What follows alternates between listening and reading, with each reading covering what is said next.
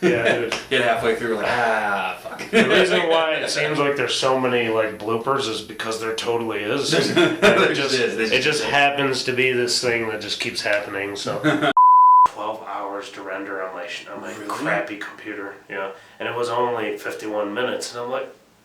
The first time I rendered it, it didn't work. My computer just stopped, and I'm like, ah!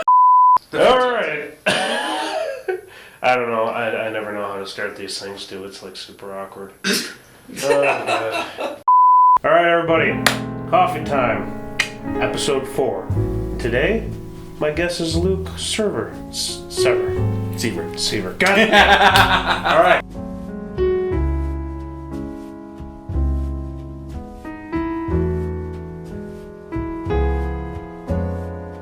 Luke Sever from Opacia, Crusadist, and Depremacy. How the hell are you? Doing okay. It's been a very long time, man. I know. We were talking about it a little off camera.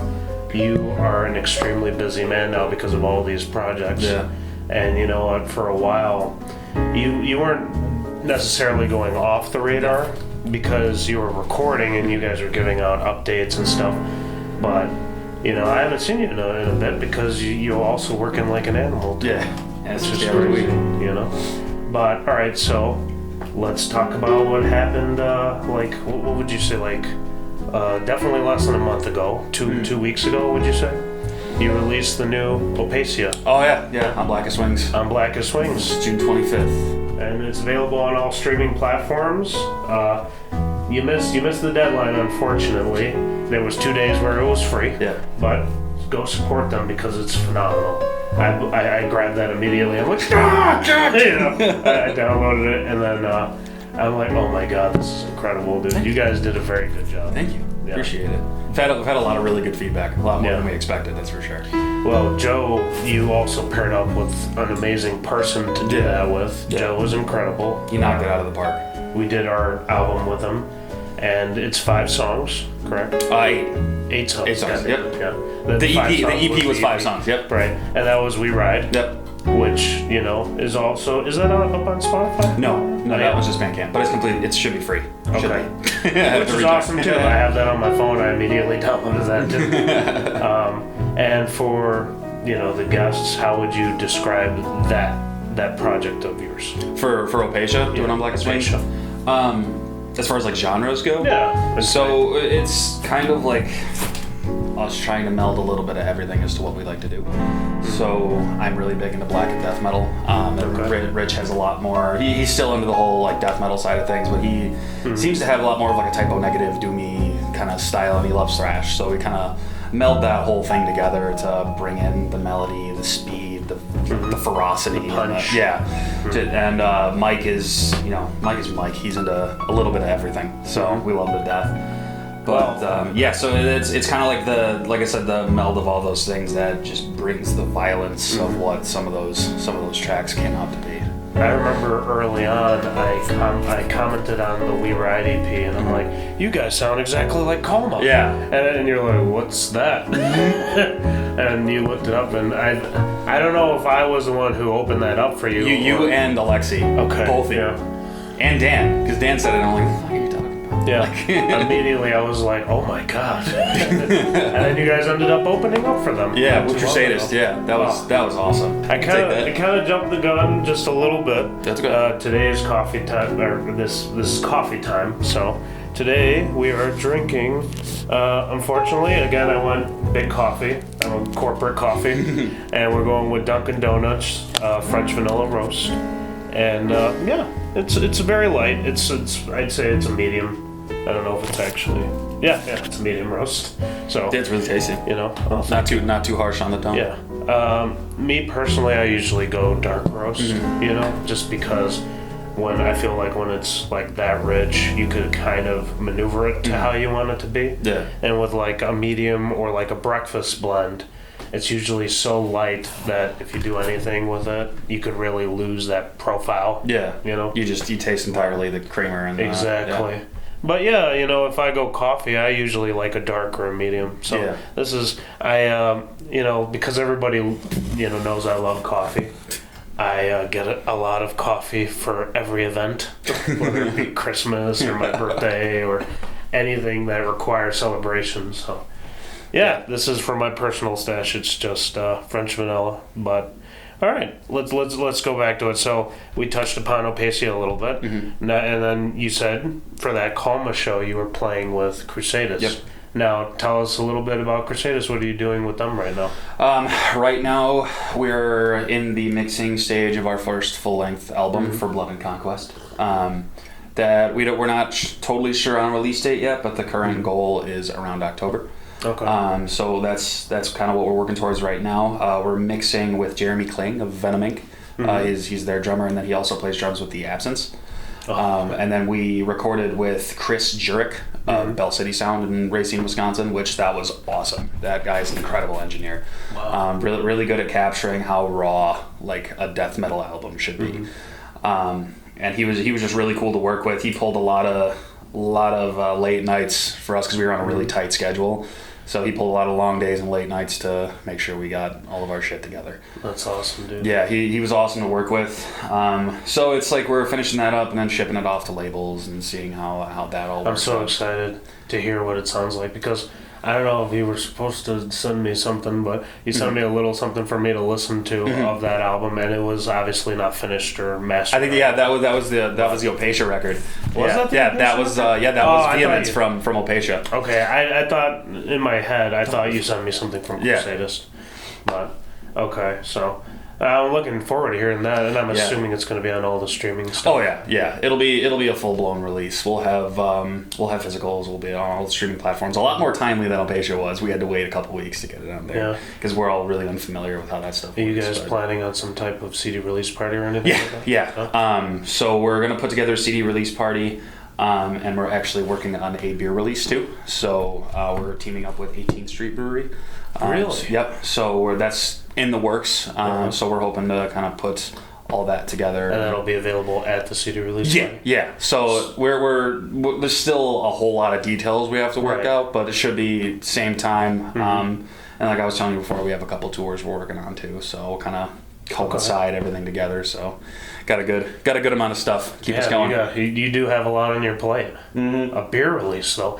I was always wondering like how bands got those type of things, like a hot sauce or like. Yeah. I know some of it is just they go and they just buy hot sauce and slap their label on it. Yeah.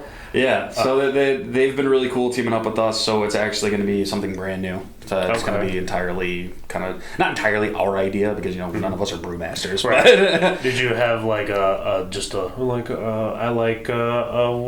porter or an sort IPA? of, yeah. So we're trying to put a little bit extra thought into it, and because Sean works for 18th Street Brewery, so we have obviously a little bit more of a... Yes. Yeah.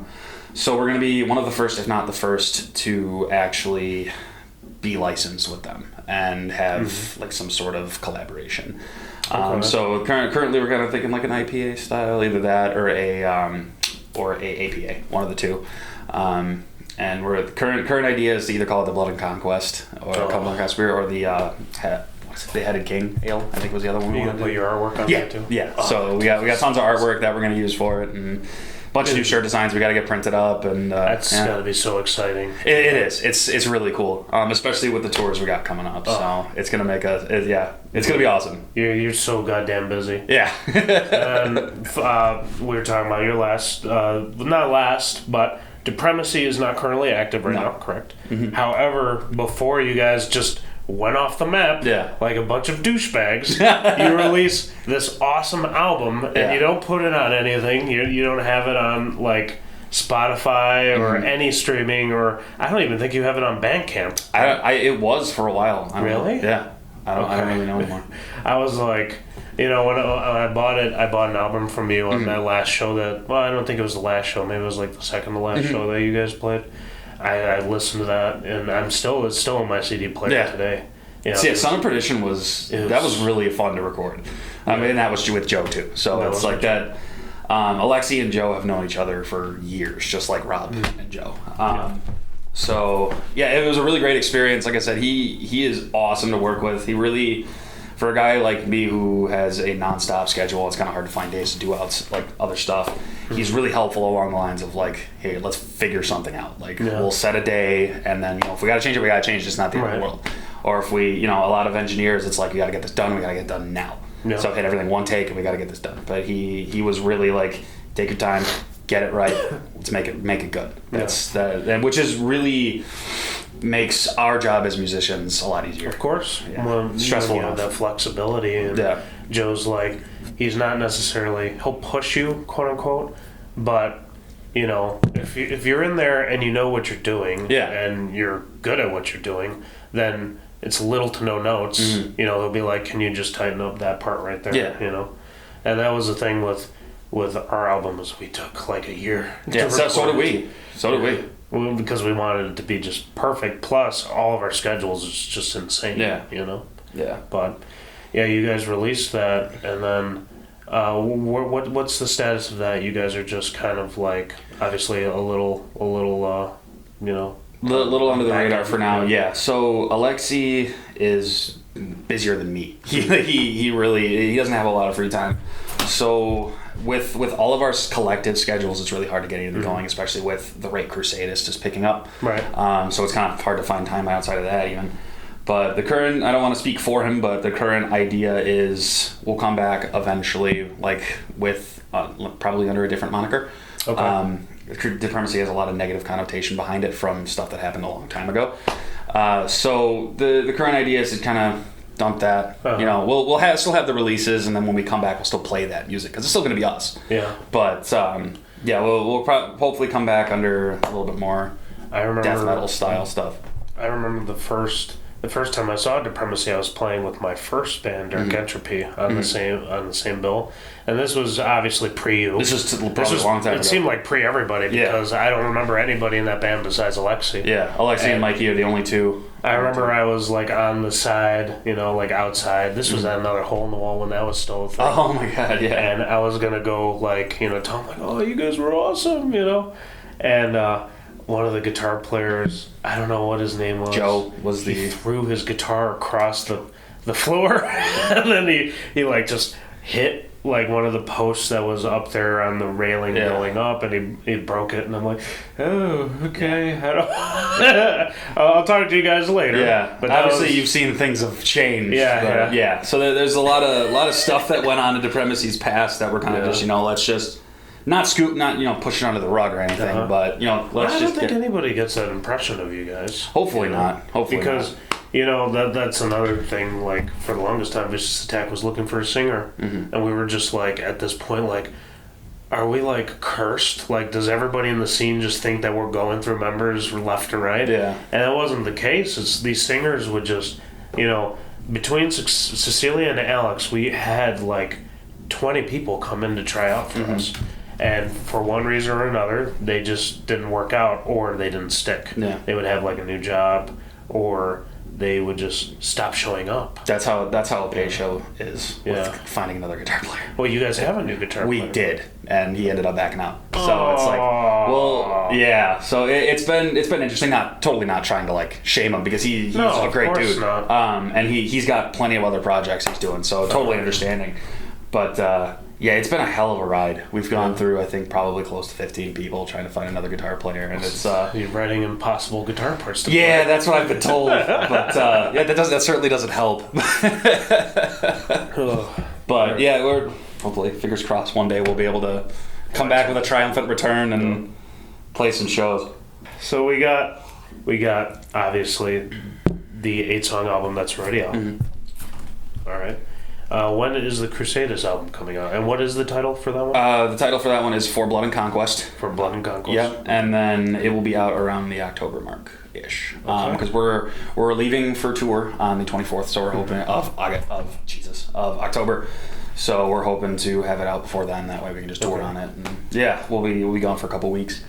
Now, obviously, I know how the touring game works. You can't give me dates. No. But how about, do you have like a working, I'm assuming you're going to bring a couple buddies or, Actually, no. It's going to be all us. Yeah, because it's all of our first ever like full-blown touring experience. Okay. So we're just going with us. We'll make our own management work. But yeah, it's pretty bare bones. It's pretty bare bones for the time being. It very well could evolve into something more. But the hardest part is just making those calls. Yeah. Yeah. Doing anything DIY. Okay, so you guys are just gonna go out there. Any cities you want to hit? Like, what's on the roster here? The biggest city I'm excited for is Los Angeles. So that's the one I'll give is we are going to be in LA. So that's the one I'm the most excited for. Yeah, definitely, man. Yeah, it's going out and they got a very strong scene. The West Coast scene is ridiculous, and I want to experience that. So nothing better than driving our probably drunk asses all the way out to California. Man? Playing some death metal. California is where it's at.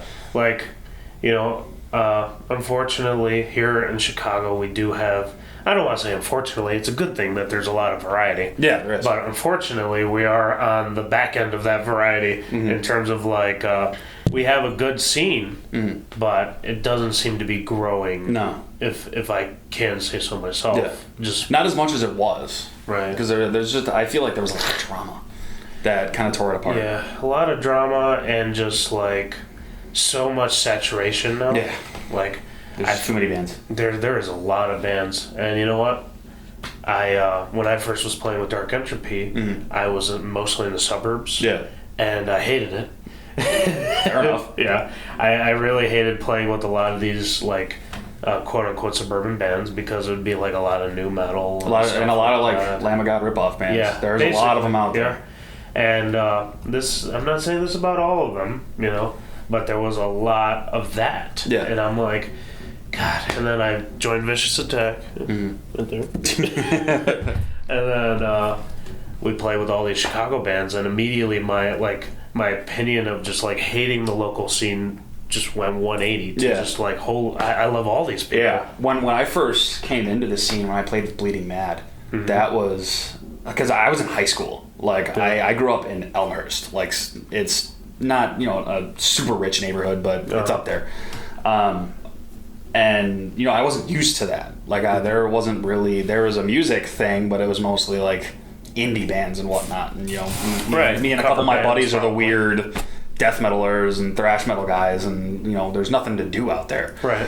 And then I was searching around for a band because, like I said, I was a sophomore in high school, and I was I want to bust out a little bit, and found the Bleeding Mad guys, and then played at the Fallout. It was a 4th of July party. It was the first show I ever played in the city, and that was the first glimpse as to what it's like out here. Did you take any classes, or did you go to school? No, taught myself everything. Go to school for that. Yeah, I taught myself everything I know. Really? So yeah, when I was I think it was 11, my parents bought me my first guitar. It was one of those Best Buy guitars. Was it electric? Yeah, it was a Maestro. Oh, so, you had cool parents. So. Yeah. So it was Gibson, Epiphone, some other brand, and Maestro. So you're working your way down the ladder there. Yeah. And it was this shitty little combo amp, probably the size of that coffee cup, and a cord. You're immersed. Yeah, practicing in your room. Yeah, it's just this tiny little thing. And I was at the time when I first started getting into metal music, I was into bands like Avenged Sevenfold. That was that. As much as I'm now, we all were. Yeah, and when Disturbed. Wait, yeah, the bands that you start off with, right. Because I passed the age where you'd start off with Metallica. Right. So it's I started off a little bit later and then evolved. But just sitting in my room, I'd plug in my iPod or whatever I was playing with, and I'd look up what tuning the song was in, and then figure. And so I'd look it up online, and then I'd learn how to tune to that. So what each tuning was, and what standard is, and what drop is, and all this stuff. And then I'd listen to it, and then just try and replicate it.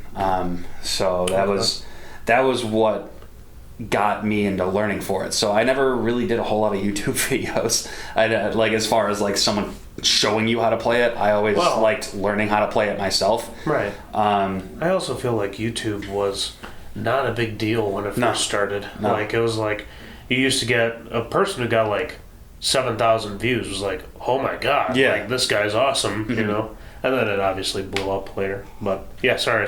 No, you're fine. No.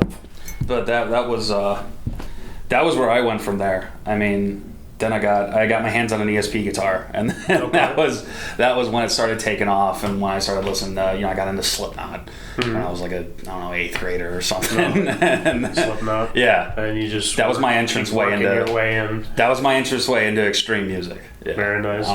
Eventually found Cannibal Corpse and stuff like that, but like I wasn't totally into it. Not even gonna lie when I first started listening to it, and then. For some reason, as I got older, and I guess more pissed off, that's what it grew into. You know? Yeah. The way that I started out was like when I lived in Chicago, I was like I didn't listen to metal at all. Yeah. I was just listening to rap, and I guess the hardest thing, the heaviest thing that I'd listened to, just like Linkin Park or even System, was like that was the edge for me. Yeah, you just kind of go downhill from there. Yeah, Children of Bodom was a huge influence on me. When I could hear it. Yeah, and you I've played enough shows that you've seen my Alexi Alexi models. I had the Blackie and I had the Scythe, and I love those guitars. I still have my Scythe. I had the Blackie for a while myself. Those are awesome guitars. And when I first found Are You Dead Yet, I was like, what the fuck is this? And like Alexi had posted, or not he posted, but there was EMG TV. I don't know if that's still around. Yeah, no. But that they, for a while, they were posting videos of these guitarists just playing through their songs. Yep. And I saw him playing through an ESP Alexi and an Angle. And that was all I ever wanted. All you needed. That was all I ever wanted. So I got myself a Scythe and I got myself an Angle Savage. And that's those two, like his style and Children of Bodom's like neoclassical combined with melodic death metal totally shaped my opinion on what writing should be in high school. Because I found them when I was a sophomore, maybe, and when I really was kicking up how much guitar I was playing, and those guys were such a huge part of what made me into the guitar player I am now. And I still play a lot of Bodom.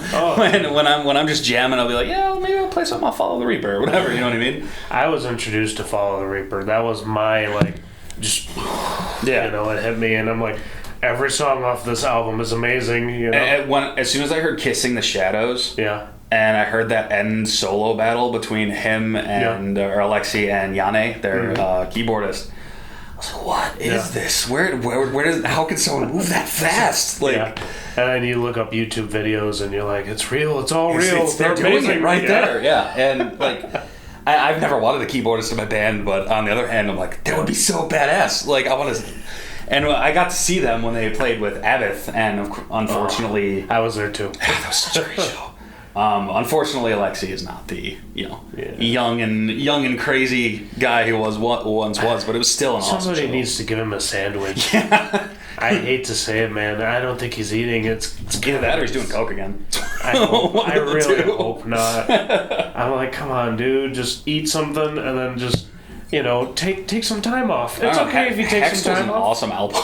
Yeah, I loved Text. It was definitely a lot better than what was the one Irish before Chaos. Yeah. That was a rough record. That was rough. There was a couple okay songs. I think whatever the title track off that was, Morrigan. I think Morgan. Yeah, the first single. That was a good one. And I'm like, man, this is tough to get through. Yeah. Seriously. I guess when you are playing all these songs, you are taking bits and pieces of it. Yeah. Like I remember in my junior year of high school, I was in a talent show, and I played Band from Heaven off of Blood Drunk for my talent show. How did that go? That was fun. Yeah. It was about as fun for you. Yeah, my aunt shit out halfway. No, right before I was supposed to play. Really? Like I turned it. I was using a PV2. What was it called? So it was one of those valve state amplifiers. No, it was a half set. Okay.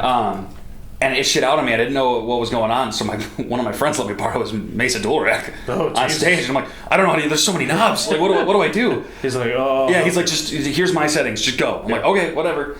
And I did it, and I'm like, oh my god, these amps are incredible. Like, what? This is sounding awesome. You got a taste. Yeah, got a taste of what the true, tube amplifier sound was like. Dude. And then I got myself the poor man's Mesa, a Bugera Tri-Rack. I don't know if you've ever played those. I mean, they're decent amps. Yeah, for the price, they're really not bad. 12 tubes are a lot to. That's a lot to manage. I have my beast of an amp. And it doesn't have 12 tubes. At least I don't think so. You have a Powerball, right? Yeah, I got that's my 8? Powerball. Yeah, that's okay. it. Yeah. So I'll say the Savage is 8 too. Yeah, it's got 6L6s and EC... ECC 83? 83s, yeah. Nice. Yeah, I know. I gotta get myself. I have to change them. I know, that's why I made that post on Facebook the other day. Like, I gotta change my tubes so bad. Yeah, like, every time now during practice we'll be playing, and then I'll notice my volume just goes down significantly. I'm like, oh, that's a tube. The tell. You know? Yeah. So, I gotta get myself. I don't have money. I know. It's just expensive. Yeah, it's expensive. Like, I gotta take this thing to get set up on my way out of here today. And even that's like $70. Bring it out. Let's see it. Sure. Now, I've seen this guitar a billion times. Yes. What are we working here? So this is a Ibanez RGIR 30BE. Okay. So this is part of the Iron Label line. Three-piece maple neck. Yeah. Regular rosewood fretboard. I believe Ibanez always had the Iron Label, right? But it was more of the upscale. And then they kind of went, I won't say middle, but like middle upper. Yeah. And that's That's totally what this guy is, yeah. Right. Yeah. And, it's super simple. Got the single volume knob, kill switch, 5-way switch, or 3-way. How are you liking the EMGs? I need to get these switched, but I do enjoy them because they do sound heavy, but they just lose some of the life. I was going to say that's kind of the issue that a lot of when I started playing guitar, I swore by active pickups. Yeah, and then you read a lot of things and you try out your first I guess the JB and Jazz set, and you're like, wow, these sound great too. Yeah, Yeah, I started using. In my Alexi, I put in a DiMarzio Tone Zone in the bridge. I've used a Tone Zone. Those are awesome. Yeah. I want to try something a little bit different for this guy. But yeah, this thing gets the job done, even with the bolts on, and it plays really well. Yeah. I got my Southern String pretty much has the exact same setup. It's a maple fretboard. Okay. And then it's got what is the fad right now with the. It's like poplar burst, I guess is. Oh yeah. I think it's technically a poplar burst, so it's like bluish and greenish. You've seen it before. Yeah.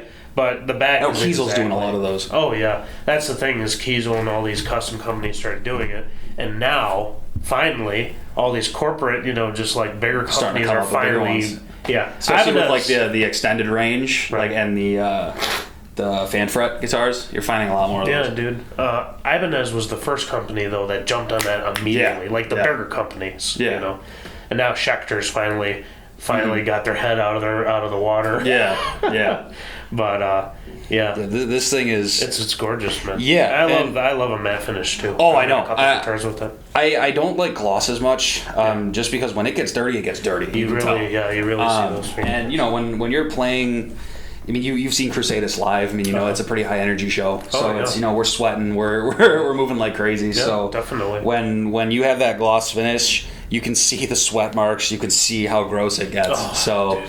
And with the matte, I'm not saying I don't clean my guitars, but with the matte finish, while you're on stage, it still looks good. You know what I mean? So. And especially with Crusadist, where a lot of the time it's the all black thing. So having the matte finish on here really brings that out on the show. Yeah, man, it's a nice guitar, and I love that series. And I don't know if you'll take my word. I mean, DiMarzio is obviously a good company. Yeah. Whatever you go with. Yeah. But you've heard what I sound like. Yeah. I've been sticking with. My Solar has a Seymour Duncan Nazgul. I don't know if y'all ever go down that route. As well as my Legator and the other red guitar that I have. But. Yeah, I just swear by that pickup now. Nice. There is a fly in here. I don't know if the audience can see it, but it's flying around. It's very intrusive. Fuck you, fly! Yeah. Oh god. Yeah, I just when it comes down to loading gear on stage and being on stage and playing, I try to make my life as easy as possible while still maintaining the tone that I want. So I need to get myself a 2x12. That's what I need. Oh, I love it. I'm stuck with a 4x12 for now, but I need a 2. I have my little Mesa 2x12, and it saved me so much pain. Yeah. Just a lot of effort, Yeah. And it's still very solid, obviously, but you could even just gut it and put in 2 speakers that you want. Yeah. And Aaron, my other guitarist, he in Crusadist, he has an angle fireball. Okay. So we want to get one of those cases that you can put both your heads in and then have rack mounts. That way you can just carry everything in one go. Yeah. And then the cabs, but hopefully we'll come around one of those one day. That's a smart idea. Yeah, McClobber uses those. That's what gave us the idea. I don't know if you're familiar with those guys. Who? McClobber from Wisconsin. Oh yeah. I can see the logo. Yeah, they're really good dudes too. Yeah. Good buddies with them. But they have two 5153s. And they put it in one of those things, and I've seen them loaded in. I'm like, that looks so easy. Oh, yeah. It's heavier, but that's one trip. Right, exactly. Yeah, that's nice when you could actually, make everything so simplistic. Like I just literally line 6 helix, right, and do my Seymour Duncan power stage, right into this guy, and then that's it. Nice. And I love it. I have 2 backpacks in this guy. Nice. And one of the backpacks has nothing in it except for my power stage. Nice. Yeah. Eventually, I will want. They got the Helix Stomp now that I've kind of been looking into because, I'm same thing. I'm very simplistic. Just give me one rhythm, one clean, and then a lead. Yeah. And then that's it. All right, let's talk about like your favorite show moments. We talked about it a little bit. You did Kalma. I bet that was incredible. You've played with Ex Mortis multiple times. Plenty of times.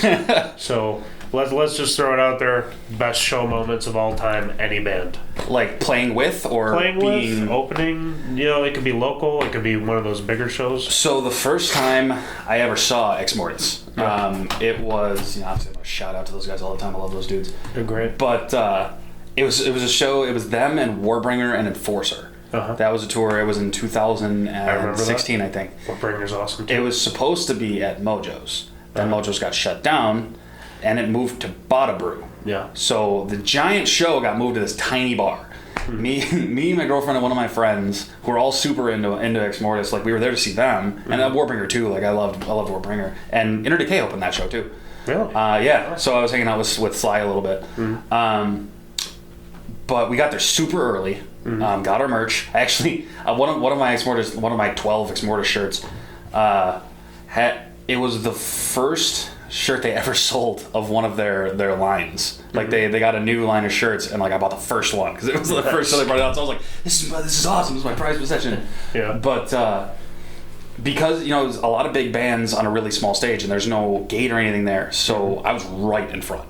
Right. Like, I mean, David, their lead guitar, or one of their lead guitarists that was playing with them when I was getting into them, like I was getting hit in the face by his hair. Like that was how close we were, and nice. That's probably one of the defining moments of like show experiences for me, because I'm like, my favorite band is right there. Right. Like, and it would lead to obviously conversation and future friendship. Yeah, which has been killer. Like just hanging with them on different stages and seeing them all the time. It's like, oh hey, like how's it going? Like let's catch up after last time. You got any favorite bands that you like to play with? In Chicago, Bloodletter's up there. I miss playing with Rain. Miss those guys. They were definitely. They always made shows better. Like, definitely. Ed was always a good guy to jam with. Me and him jam together a bunch. Obviously, you guys in Central Disorder, we love you guys. I feel like we're going to name a lot of the same bands just because we do have a lot of the same interests. We have very similar tastes, totally. Bloodletter and Rain are just phenomenal. Yeah. Bloodletter is one of those bands that's just killing it right now. Yeah, they're doing great. Yeah. I know they're doing some sort of tour right now. Yeah. They will be soon. They're going to be doing a tour. When they got endorsed by Emperor Cabinets, I'm like, oh. That's awesome. Awesome. Yeah. And they got like, I don't know, obviously there's different deals on how that works. Yeah. But every place is going to be different. That's awesome. Emperor Cabinets are awesome. Yeah. Hey, throw some of that my way. I want a hot sauce. What I would really like is a coffee.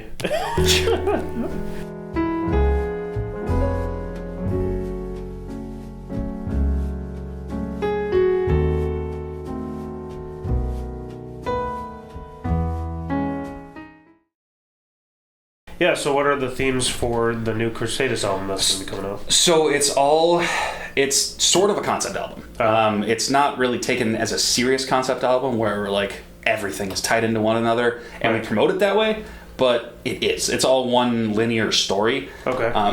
But we're not putting it out as it's a concept album. But the Crusadist is. It's hard to put an image down, but it's a warrior who's torn by both being a savage but also a noble being.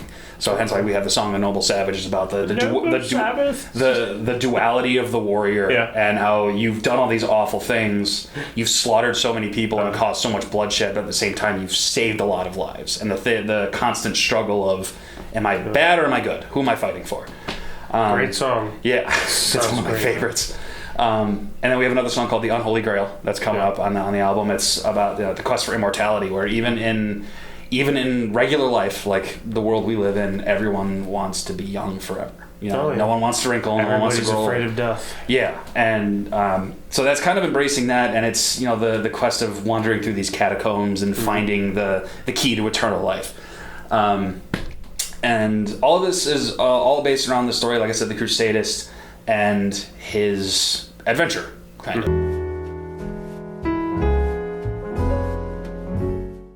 All right, if you caught that little pause, it's because all of the memory cards that we have just went full.